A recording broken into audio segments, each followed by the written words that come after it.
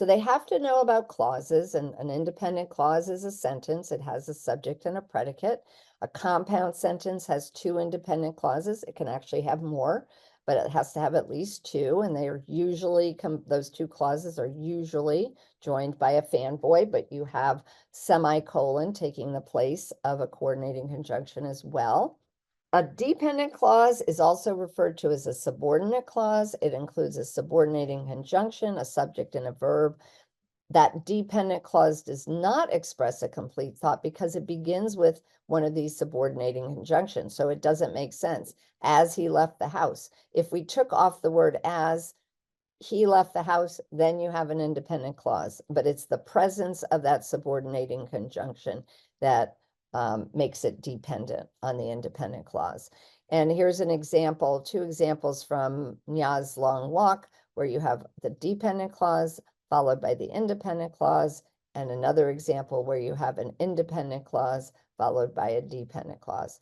And I would have had you find a complex sentence in your read aloud, but I am going to pass on that. But this is something that I'd like you to just practice if you're not familiar. Some of you have this down, but if you're not familiar and don't know about subordinating clauses, it would be worth practicing that. It's also important for you to know what a relative clause is, because there's tons of these in our texts.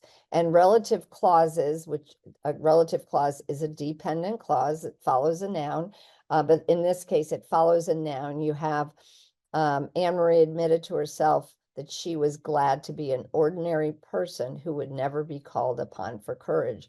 So you have the noun followed by the relative clause, and it's those relative pronouns, by and large, begin those relative clauses, and they're always adjective clauses. Why? Because they modify the noun.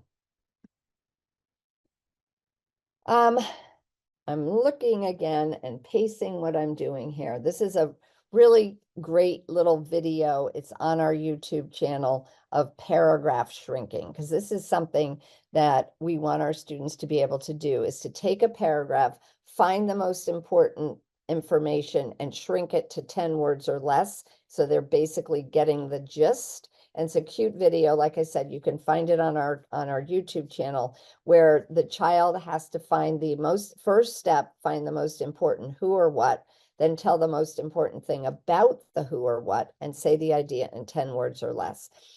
Paragraph shrinking, otherwise referred to as getting the gist.